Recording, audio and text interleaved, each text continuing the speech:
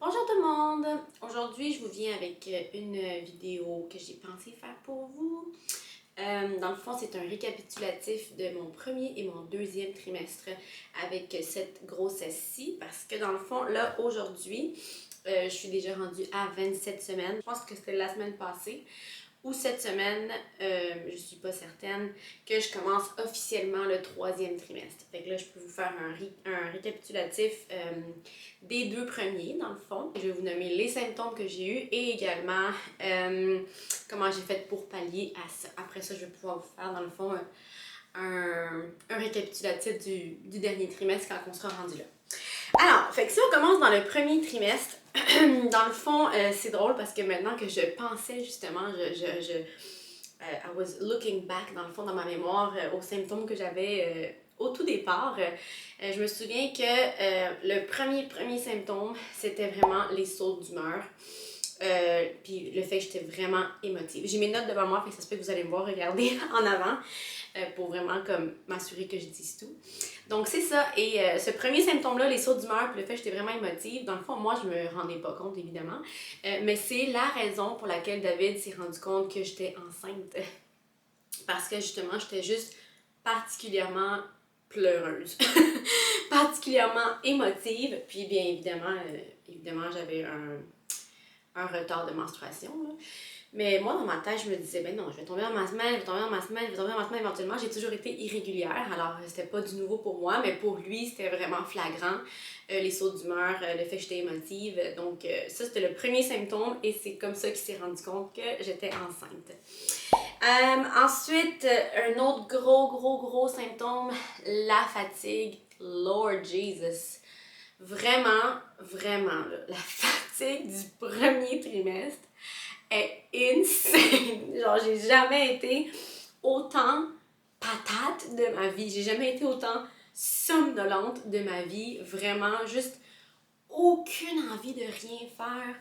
Endormie 100% de jour, de nuit, n'importe quel moment. Juste une envie constante de juste dormir.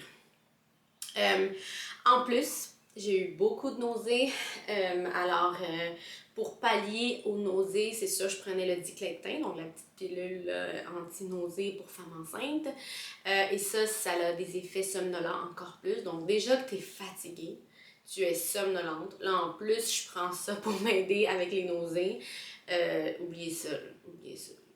Donc, je vous dirais que vraiment, le premier trimestre a été vraiment de prendre ça relax, de prendre toute l'aide possible, de vraiment délaisser certaines choses, mettre ça dans les mains à David, envoyer Raquel à la garderie tous les jours. Une chance qu'on avait la garderie, parce que m'occuper d'elle pendant ce temps-là, dans le fond, ça tombait pendant le mois d'octobre, novembre et décembre. Ces 3 premiers mois-là, ça a vraiment tombé pendant ce temps-là. Donc,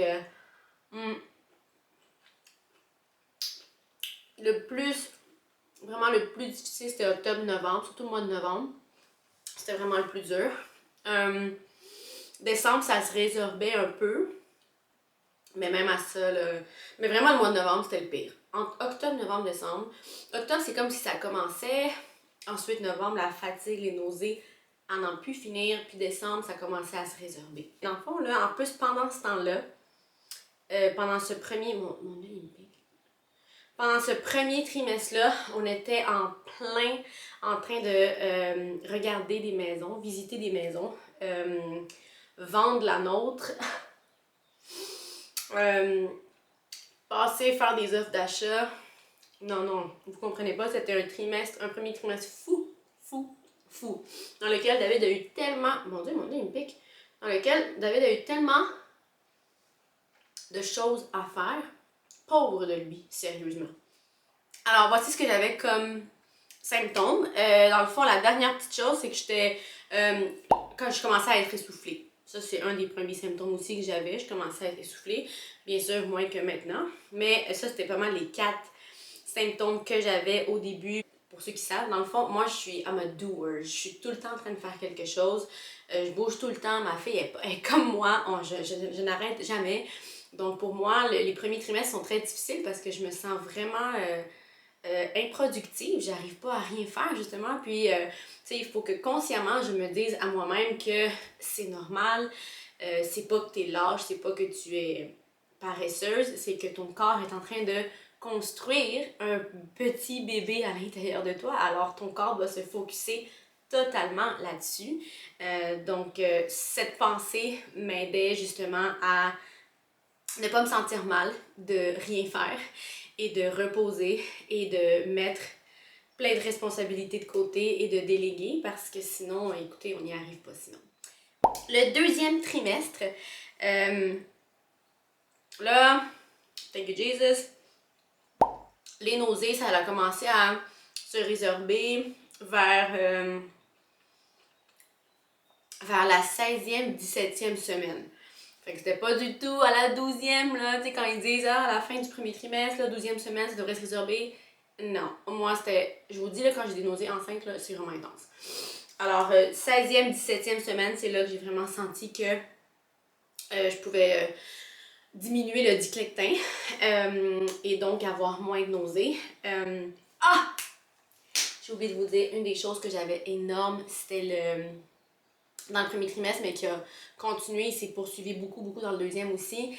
C'est, je sais pas comment on dit ça en français, le gagging reflex. C'est comme la sensation dans ta bouche que tu vas vomir, mais c'est pas des nausées. Tu sais, moi j'avais des nausées, mais en plus j'avais ça. Fait que par exemple, me brosser les dents, prendre une pilule, juste le mouvement de la langue, je me sentais tout le temps comme comme si ma bouche avait toujours ce symptôme-là, cette sensation-là de vouloir vomir. Donc, même après la 17e semaine, après le premier trimestre, dans le fond déjà entamé le deuxième trimestre, quand les nausées étaient résorbées, j'ai continué à avoir ce symptôme-là et ça l'a continué, ça s'est poursuivi là, tout au long de mon deuxième trimestre. Vraiment, là, ça fait pas longtemps que je l'ai pu. Alors, me brosser les dents, Lord! Je me réveille le matin, je dois déjeuner, attendre un peu que je digère et ensuite je me brosse les dents. Moi qui suis habituée de me brosser les dents dès que je me réveille, là écoutez, là, je me sens sale, là, je me réveille le matin, là, je peux même pas me brosser les dents right away parce que sinon, c'est sûr. Alors, ben là c'est moins pire, c'est sûr que là je suis rendue au troisième trimestre, mais je vous parle une grosse partie encore là, du deuxième trimestre, c'était comme ça. Alors vraiment désagréable comme symptôme. Bon.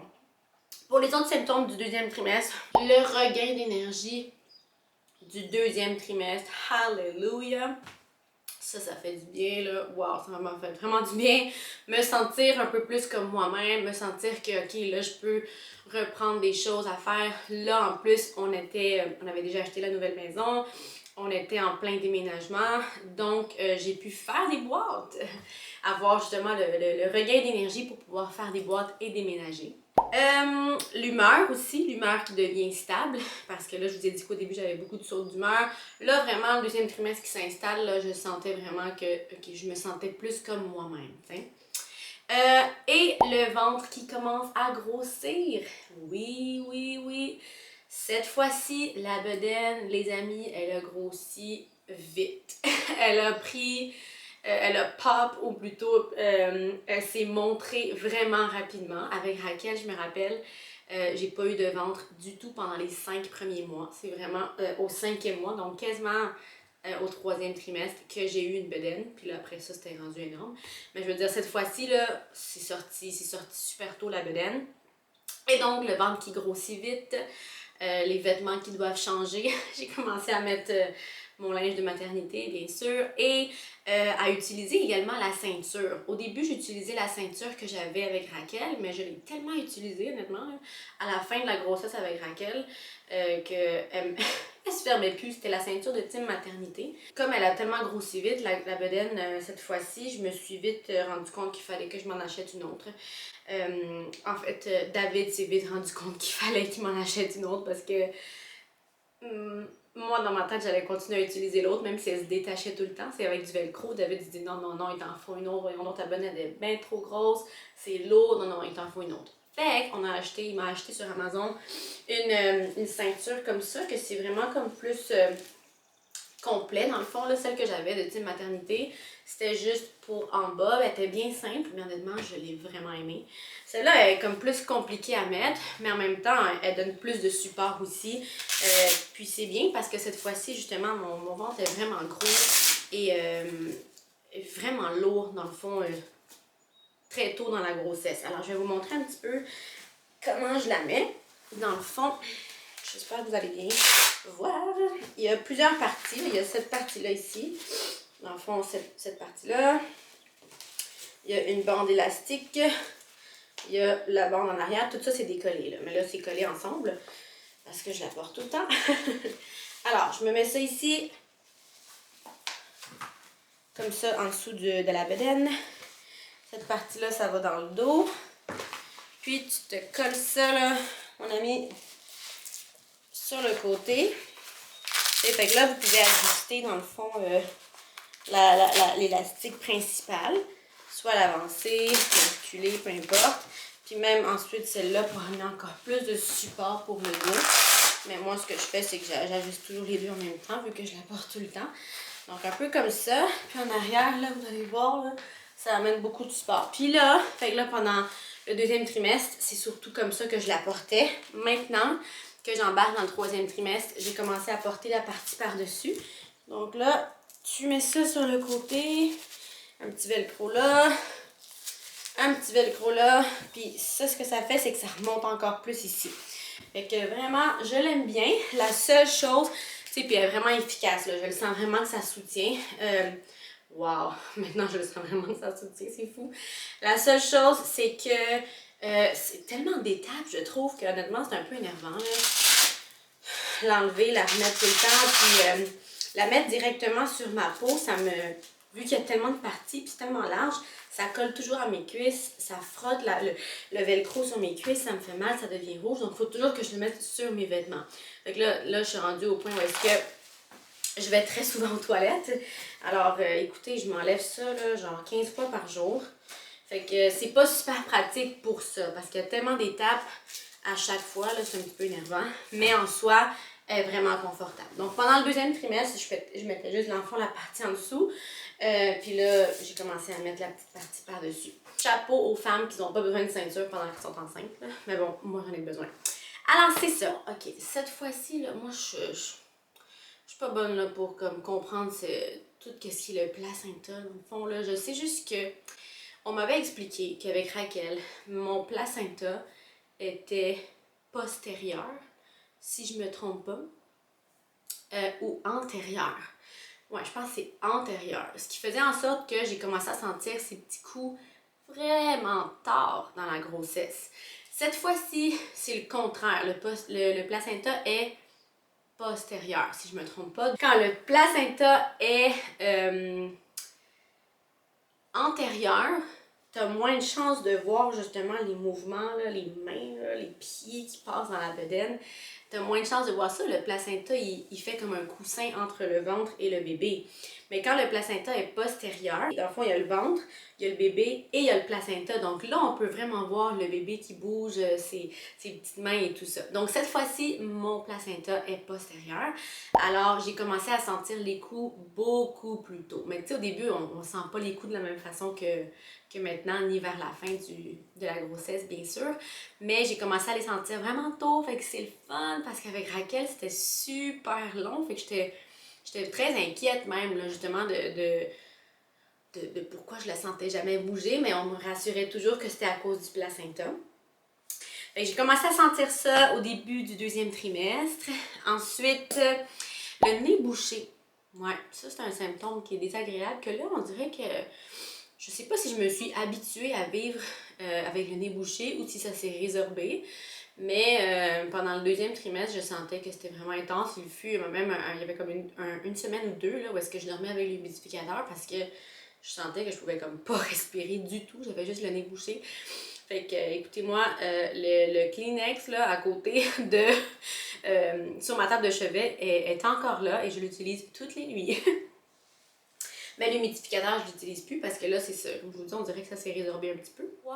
Le poids, cette fois-ci, je prends mon médecin m'a dit, je vous l'ai dit, je pense la dernière fois, mon médecin ma gynéco, elle m'a dit que je commençais à prendre du poids un peu trop vite, mais c'était la même chose avec Raquel, là. Je vous l'ai dit, je pense, la dernière vidéo.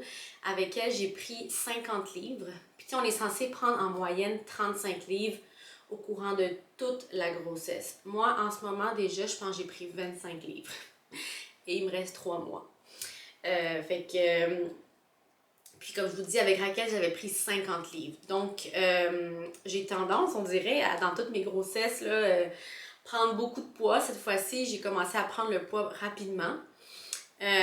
Parce que, dans le fond, à partir du premier trimestre, même si j'avais beaucoup de nausées, puis j'étais toujours fatiguée, je le savais que manger, ça m'aidait justement à pallier un petit peu. Là. Donc, contrairement à ma grossesse avec Raquel, que je n'ai pas mangé de tout le premier trimestre parce que les nausées étaient beaucoup plus intenses et les vomissements aussi étaient plus intenses. Avec elle, j'ai perdu du poids pendant le premier trimestre, tandis qu'avec cette grossesse-ci, j'ai commencé à prendre du poids dès le début, dans le fond, même si j'avais des nausées puis des vomissements. J'ai commencé à prendre du poids tranquillement, pas vite dans le premier trimestre, puis dans le deuxième trimestre, comme il n'y avait plus autant de nausées, puis il n'y avait plus du tout de vomissements, c'est ça. J'ai continué à prendre du poids, puis là, que voulez-vous, j'en prends encore, mais tu sais, moi, ça me dérange pas parce que, ben c'est ça, ça me dérange pas. Puis en plus, avec Raquel, j'avais perdu le poids super vite après, donc je suis confiante que cette fois-ci, soit je vais le perdre rapidement, ou honnêtement, peu importe là, si je le perds rapidement ou pas, là, moi je m'en fous, tu sais, fait que c'est ça. Par contre, il faut juste vérifier par rapport au diabète de grossesse. Je vous avais dit dans le fond que je devais commencer à me piquer là, pour vérifier le taux de glucose, pour vérifier si j'ai du diabète de grossesse. Et à date, mes résultats sont super bons. Donc, même si je prends du poids rapidement, puis il faut vérifier ça pour le diabète de grossesse, je suis soulagée parce que je suis convaincue que j'en ai pas. Les Braxton Hicks. Les contractions Braxton Hicks, cette fois-ci, elles ont commencé plus tôt. Vraiment, avec Raquel, c'était vraiment à la fin. Là. Dans le fond, dans le dernier trimestre, que c'est là que j'en avais. Cette fois-ci, j'ai commencé à les sentir, je pense, vers 20-22 semaines. C'est là que j'ai commencé à les sentir, mais quand même léger. Tu sais, des Braxton Hicks, là, c'est pas censé faire mal, mais je les sentais quand même. Fait que ce que je fais pour comme pallier à ça, dans le fond, c'est prendre un bain. Vraiment, là, me coucher sur le côté gauche ou prendre un bain, là, 15 minutes sous l'eau chaude. Ça fait vraiment, ça enlève les contractions. Ah ah! Les envies fréquentes d'aller aux toilettes,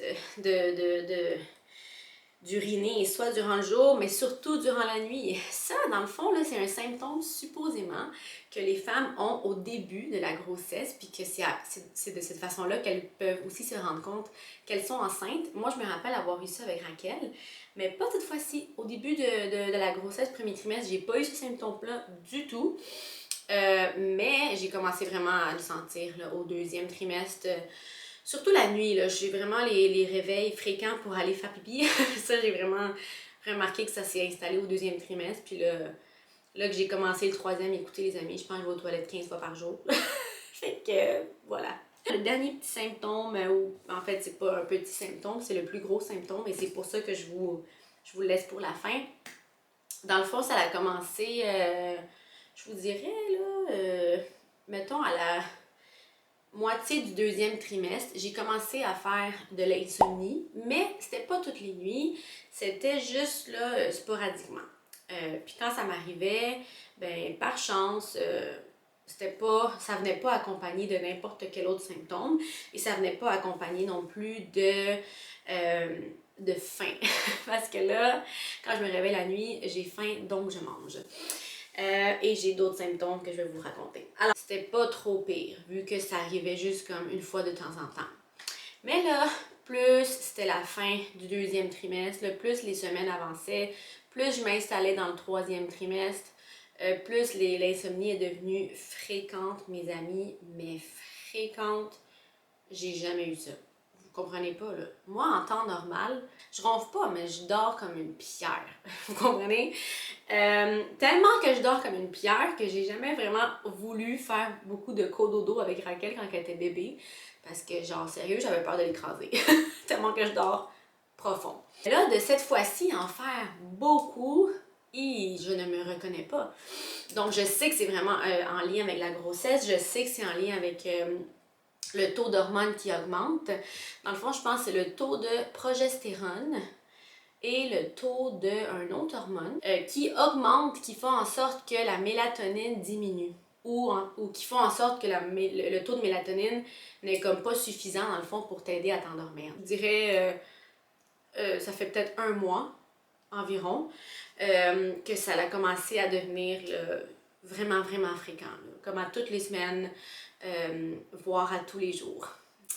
Alors, pour pallier à ce gros symptôme qui est, ma foi, très handicapant, et vraiment pas pratique et qui chamboule tout. Hein. En soi, j'ai besoin de beaucoup de sommeil dans la vie. Là. Tu sais, juste pas enceinte, là, 8 heures, c'est pas suffisant. Pour moi, pas enceinte, 9 heures, là, c'est le top, là, c'est bon. Puis enceinte, j'ai besoin de comme 10 heures de sommeil et plus là, par jour. Donc, c'est ça, parce qu'enceinte, je construis un bébé, hein, donc c'est pour ça que je suis plus fatiguée. Alors, imaginez, là, déjà en soi, c'est un luxe pouvoir se permettre d'avoir 10 heures de sommeil, mais là, en plus, si je fais de l'insomnie, oubliez ça, là, moi, si j'ai dormi 4 heures, là, 5 heures, 6 heures, en bloc, tu sais, en morceaux, là, collés, un petit 2 heures là, un petit 3 heures là, je suis zombie. Alors, comme ça commençait à être vraiment fréquent dans le dernier mois, vers la fin du 2e trimestre, j'ai pas le choix. J'ai dû, tu sais, on a dû pallier à cette situation-là. Dans le fond, j'avais commencé à envoyer Raquel à la garderie 3 jours parce que je me rendais compte que je voulais profiter, dans le fond, de plus de temps avec elle avant que bébé 2 arrive. Donc, mettons, l'envoyer de mardi à jeudi, puis comme ça, moi, je passe de vendredi à lundi avec elle, incluant la fin de semaine. Mais, oubliez ça, là, j'ai dû commencer à l'envoyer, dans le fond, si je dors pas, c'est sûr que le lendemain matin, je l'envoie à la garderie. Donc, il y a plein de semaines où est-ce que je l'ai envoyé 4 jours, voire même 5 jours. Et vraiment, ça me fait sentir mal parce que ben, c'est ça. Ça y fait une grosse semaine, puis ça y fait moins de temps avec moi. Donc, dans le fond, l'insomnie, là, comment je la vis, moi, dans mon corps, c'est que soit je vais vraiment avoir de la difficulté à m'endormir, donc ça va me prendre des heures. Moi, je vous parle de 3 heures, 4 heures, 5 heures pour pouvoir m'endormir, là. Une nuit, je me suis endormie à 4 heures du matin. Je m'étais couchée à 10 heures. Ou ça va se manifester dans le sens que je vais m'endormir, ça va me prendre comme 1 heure m'endormir. Puis là, quand enfin je me suis endormie, 2 heures après, je me réveille. Puis là, ça y est, je suis réveillée pendant la nuit, pendant 2 heures, 3 heures, jusqu'à ce que je puisse me rendormir. Et même là, dernièrement, ça commençait à être pire parce que là, je pense que j'ai tellement de fatigue accumulée dans mon corps que j'ai commencé à développer le syndrome des jambes sans repos. Dans le fond, c'est quand tu sens comme le shake dans tes jambes. Fait que maintenant, je suis couchée, je me couche à 10h, 11h, peu importe, j'essaie de me coucher pour me relaxer. J'ai pris un bain, j'ai pris une douche. Écoutez, je me suis mis une petite musique de spa. J'ai tout fait, là. J'ai mis une petite chandelle. J'ai tout fait ce que je peux faire en tant que femme enceinte. Dans le fond, pour m'aider à dormir. Puis là, je me couche supposément relaxée pour dormir et je suis fatiguée. Puis là, je sens que mes jambes sont prêtes à courir un marathon. Elles ont le shake, là, mes amis, fois 1000. Puis là, je sens qu'elles sont tendues, puis que je dois comme les étirer, juste comme vraiment, c'est désagréable. C'est comme je me couche pour me relaxer, pour m'endormir, puis mes jambes, ça s'appelle le syndrome des jambes sans repos. Alors les jambes, elles ont une vie en elles-mêmes, là, on dirait, là, à ce moment-là. Donc, j'ai commencé à vraiment avoir ça, je pense à cause de tellement de fatigue accumulée. J'ai commencé à avoir ça et soit je me couchais puis j'arrivais pas à m'endormir parce que j'avais de l'insomnie et parce que j'avais ça, ou soit je me réveillais pendant la nuit avec l'insomnie et avec les jambes sans repos. Il y avait une nuit, je me rappelle, là, je me suis réveillée. Puis j'étais somnolente, les yeux collés, là, super fatiguée. Puis je sentais que mes jambes, ils pouvaient aller courir un marathon. Là. Je sentais qu'ils pouvaient aller courir, là, même si avec la grosse bedaine, là, tu sais. De tellement que j'avais le shake dans les jambes.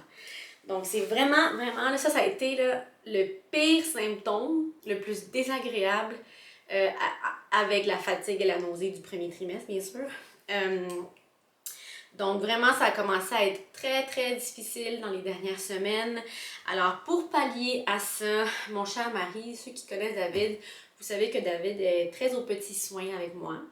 Moi, je voulais pas m'acheter de coussin de grossesse parce que j'en avais déjà un, puis j'avais pas aimé ça. J'avais acheté celui au Clément, là, puis j'avais pas aimé. Puis je voulais pas en acheter un autre parce que j'étais comme, tu sais, il me reste quelques mois seulement avant la fin de la grossesse. Pour grave, je vais endurer ça, je vais te faire ça. De toute façon, après ça, c'est probablement notre dernier bébé. Fait que, tu sais, je veux pas comme dépenser pour juste quelques mois, tu sais. Mais David, il m'a acheté un coussin que je suis très reconnaissante que finalement il ait acheté. Puis écoutez, là, mes amis, il a acheté ça de la Norvège. Parce qu'il a comme cherché à acheter le meilleur coussin, tu sais.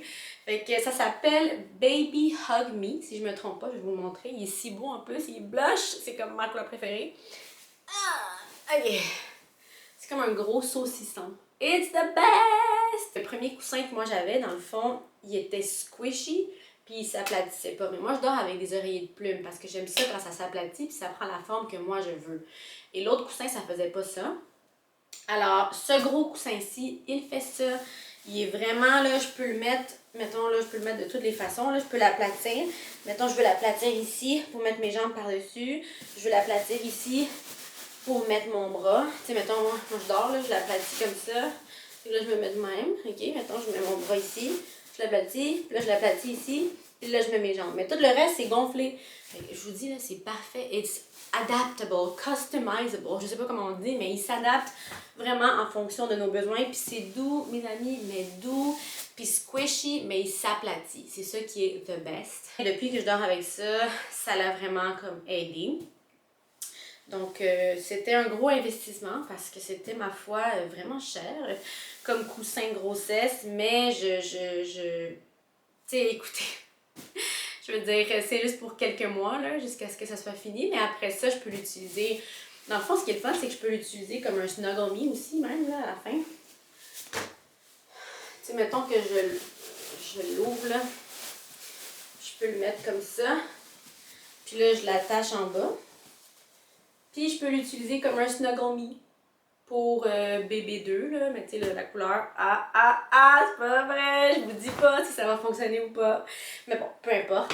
Fait que c'est ça. Fait que c'est pour ça qu'on l'a acheté, parce qu'on s'est dit, mon insomnie commence à devenir vraiment intense. J'ai vraiment besoin de m'aider. Donc on va acheter, en fait, c'est pour ça que lui, il l'a acheté. Il m'a surpris avec ça, dans le fond. Parce que moi, sinon, je lui aurais dit de pas acheter ça. Puis, ce qui est le fun aussi, c'est que je peux le mettre, mettons, je peux le mettre comme ça. Puis là, j'ai juste à l'ouvrir comme il faut parce que vraiment, il s'adapte. Hein? Fait que je l'ouvre comme il faut. Puis en bas, il y a comme des petits anneaux pour bien le resserrer.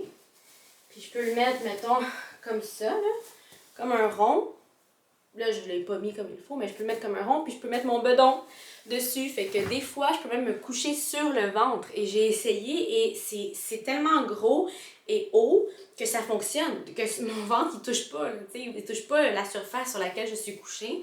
Ça fonctionne. C'est juste que, tu sais, honnêtement, moi, j'ai un peu comme le stress, là. Je me couche, puis je sais que ça me soulage. Puis tout de suite, je le sens, le soulagement dans mon dos. C'est comme, ah, oh, wow, il n'y a plus de poids sur mon dos. Mais j'ai le stress quand même que mon ventre va toucher, même si ça ne touche pas. Donc, je l'ai pas vraiment utilisé sur le ventre. Mais tu sais, c'est un coussin qui est tellement versatile que c'est pour ça qu'il est cher, puis c'est pour ça qu'il est bon. Quand que le shake est vraiment devenu intense, c'était devenu un point où est-ce que je devais réveiller David pour qu'il me masse, soit pour m'endormir ou soit pour me rendormir pendant la nuit pour relaxer mes jambes, parce que, mettons, je le faisais toute seule, là, je me massais, mais j'arrivais évidemment pas à masser jusqu'au bout parce que le gros bedon, tu sais. Fait qu'il fallait que je le réveille. Fait que là, c'est compliqué, là, parce que moi, je peux récupérer le sommeil pendant la journée quand Raquel est à la garderie parce que je suis en retrait préventif. Mais David, il travaille. Fait que si lui, il se réveille pendant la nuit pour me masser, là, ou qu'on se couche le soir puis qu'il me masse pour que je puisse m'endormir, ben lui, pauvre lui, là, il accumule du sommeil qu'il peut pas reprendre parce qu'il travaille le lendemain. Fait que c'était vraiment, là, je vous dis, c'était dégueu. C'était désagréable, vraiment très lourd et handicapant tant pour lui que pour moi, justement, de vivre toute cette insomnie-là et ce syndrome des jambes sans repos. Donc, c'est pour ça qu'il a commandé ça, mais il a également commandé une couverture lourde, que c'est la couverture lourde de la marque Luna, qui sont arrivées un petit peu en même temps, dans le fond, là. Puis c'est une couverture, elle est tellement lourde que je peux même pas la présenter au complet, là. C'est une couverture assez grande pour me couvrir au complet, puis ça pèse 17 livres. Au fond, là, ce que la couverture lourde est censée faire, c'est que tu te mets ça sur toi, puis le poids lourd, c'est exactement comme un massage, comme quelqu'un qui te masse. Ça vient mettre une pression sur ton corps, sur tes muscles, pour venir détendre et donc, de cette façon-là, augmenter la mélatonine dans notre cerveau. C'est vraiment merveilleux. Donc, dès que j'ai commencé à utiliser ceci et ceci, mes nuits ont commencé à aller mieux. Mais, même à ça, c'était pas suffisant pour résorber aux symptômes des jambes sans repos et l'insomnie. Je veux dire, c'était bien, là, puis c'est encore bien, puis je les utilise encore. Mais j'ai dû m'adapter dans le fond parce que la couverture est vraiment lourde. Moi, je bouge vraiment beaucoup pendant la nuit, même pendant que je dors. Donc là, me déplacer en dessous de ça, déplacer le coussin, oh my god, c'est lourd, c'est pas commode. Donc, ça a pris comme quelques jours, quelques nuits pour que je puisse figure out comment est-ce que je veux les utiliser pour que ça soit pratique pour moi. Alors finalement, dans le fond, ce que je fais, c'est que je dors avec le coussin de grossesse pendant la nuit. Et durant le jour, si je dois faire des siestes pour récupérer parce que j'ai fait de l'insomnie, là, je vais dormir avec cette couverture-là. Ou si je me réveille pendant la nuit en train de faire de l'insomnie, je vais m'installer sur le sofa dans le sous-sol, à côté de notre lit pour ne pas réveiller David. Et je vais me mettre ça par-dessus, puis je vais me mettre à lire. Alors, pour essayer de me relaxer un petit peu, puis augmenter la mélatonine pendant la nuit. C'est comme ça que j'ai commencé à les utiliser, puis ça aide vraiment. Mais, une autre chose que j'ai dû commencer à faire pour aider à résorber toute cette insomnie et surtout le syndrome des jambes sans repos, ça fait 3 nuits que je fais ça. Et je vous en parlerai plus dans mon récapitulatif de 3e trimestre. Dans le fond, c'est que j'ai commencé à faire des étirements à toutes les nuits, dans le fond, à tous les soirs avant de me coucher. Je fais des étirements exprès pour femmes enceintes pour le syndrome des jambes sans repos. Et ma foi, c'est ce qui a le plus fonctionné. Parce que là, ça fait 2 nuits que je dors. Que je dors avec mon coussin, là, like, oh, je dors bien, là, tu sais. Fait que je me sens, là, que je pète le feu. Aujourd'hui, j'ai fait du ménage. Ça faisait 3 semaines, et je pense qu'il y a 1 mois que j'ai pas fait de ménage chez moi. Parce que ça a été zéro la priorité, là, tu sais. Fait que vraiment, je suis contente. Je vais pouvoir vous en parler plus éventuellement dans un autre, dans le recap du 3e trimestre. Mais pour l'insomnie, là, c'est ça. Progressivement, c'est ce qu'on a commencé à faire. Le coussin, la couverture lourde, les bains et là, dernièrement, les massages de David, qui sont, ma foi, si délicieux, mais que pour lui, il a besoin de dormir également aussi, tu sais. Et quoi d'autre? Les étirements, que c'est ça. Ça fait 3 nuits que je fais ça, puis ça fonctionne vraiment. Alors voilà, écoutez, je vais pas prendre plus de votre temps parce que je pense que ça fait vraiment longtemps que je parle. J'ai déjà plus de batterie dans ma caméra avant que ça s'arrête devant moi. J'espère que vous avez profité de cette vidéo. J'espère que j'ai pas parlé trop longtemps, que ça vous a plu, que vous pouvez relate si vous êtes d'autres mamans, d'autres femmes enceintes, puis que vous vivez également tous ces symptômes-là. Écoutez, ce sont des petits bobos qui sont temporaires, puis qu'il faut pallier, puis que des fois, il faut investir dans des choses qui nous font du bien. Alors voilà, j'espère que vous avez aimé ça, puis on va se voir pour une prochaine vidéo. Bye!